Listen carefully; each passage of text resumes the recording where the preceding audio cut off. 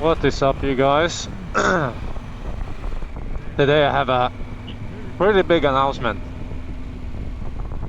Um, and I'm super nervous. I don't know why, but I'm going to trade in my Triumph for the Suzuki.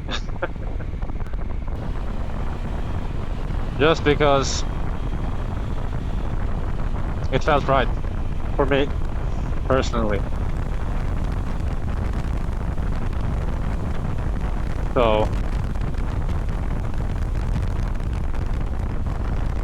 and also because I realized that my second child on the way, I don't ride this bike as it is supposed to be ridden, you know? I don't go on the weekend adventures, and sometimes, I mean I do, but when I do, I usually just travel on the road and not off-road. I really like the twisties. I mean, it's a nice bike, it's comfortable, good, perfect in every way, but just something, I can't put my, I can't tell you what it is, because something's just missing, no? I am sad, but at the same time I'm very happy. I don't know.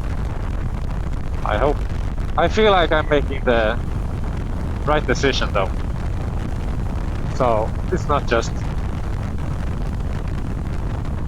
I'm not just impulsive, I'm impulsive. I have thought this through. I thought about it for many weeks now, back and forth, my own head, you know, in my own mind. And the more I think about it, the more I realize I don't use this bike as it is supposed to be used. I mean, and not to be that person, but like technical off-road, this bike isn't supposed to be even on technical off-road tracks. Like, if you want to do technical off-roading, you have to get a dirt bike or, yeah, something really light. But this is a beast. This weighs like 250 kilograms, so like even with super duper off-road tires, I would probably guess that it would still struggle a bit. I'm not a professional enduro rider in any case, but like, of course a pro could handle it. But like, imagine if it falls in an upward slope, mud and stuff. Like it's not that easy to pick up a 250 kilo bike, like, in the wrong conditions, right? So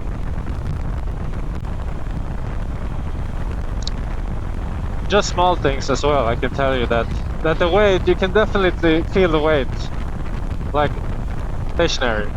You know, when you're going to park or move the bike around and stuff like that, you can definitely feel the weight. It's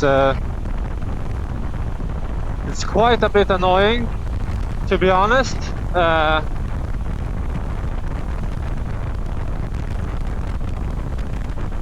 But it is what it is.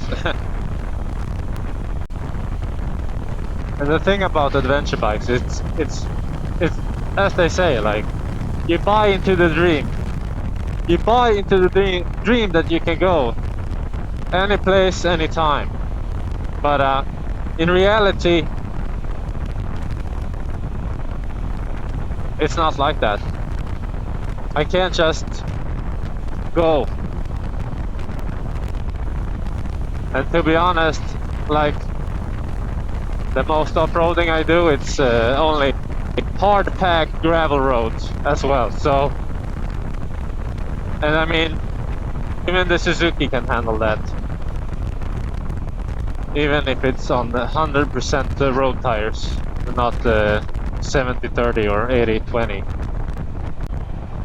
Yeah, I know I've only had the bike for like 5 months, but if it's not 100% fit, it isn't. Like, I can't control my emotions. There's a few things here and there that bothers me with this bike. Like when it has a linked braking system. So when you brake with the handbrake, it pushes down the foot brake automatically. But it does it too much. Sometimes you don't even notice it. So like, say you're driving hard and you wanna, you know, take the curves and whatnot. Like, if I press on the brake pedal first, just like a split second, and then on the handbrake,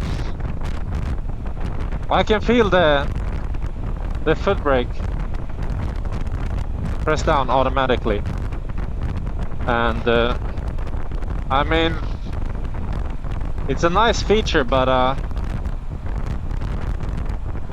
real world scenarios, I don't like that. Like say something happens, right? And you brake hard, and the back brake presses down too much. So as you're braking, like without putting too much pressure on the back brake, the brake pedal will always almost bottom out. So that means if you press the rear brake a little bit too much, you get that ABS click, like click, click, click, you know. And that's not efficient braking. It bothers me quite a bit. Like, no bike is perfect, but you have to buy your motorbike for what you're using it to. And also, you don't even need a big adventure bike, like really in reality, because I've seen some guy on YouTube. He took his, I think it was a Gixxer from like 2000 and something, and they took it off-roading and worldwide. Like, he went around the world with it, and they put some knobby tires on that, and they went everywhere. Like, the ground clearance isn't that good, so I imagine he got stuck plenty of times, but he managed it.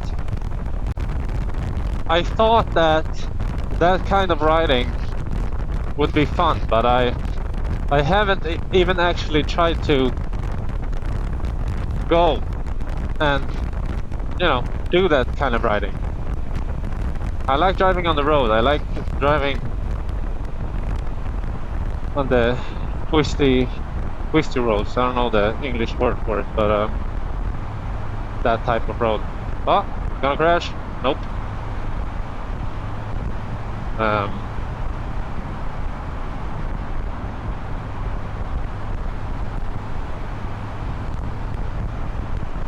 And also when I went with my friend, when we picked up his bike,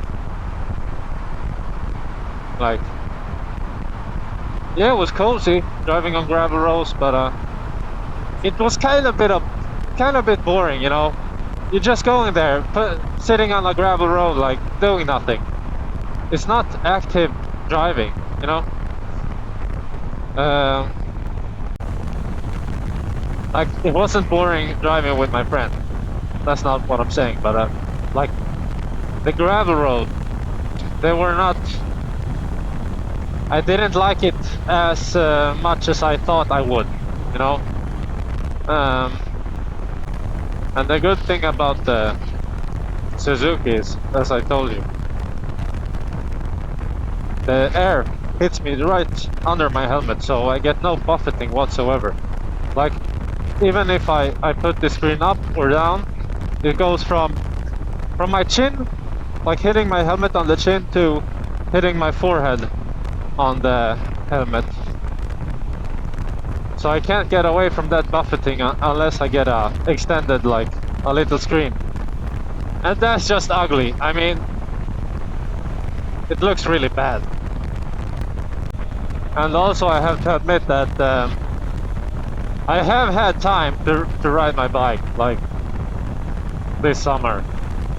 But it's a lot, you know? It's a lot of bike. So that's a bad thing, because you buy a bike, you want to drive it. And unfortunately, I have actively chosen not to ride my bike because it can be too much, like too big. Too impractical, so to say.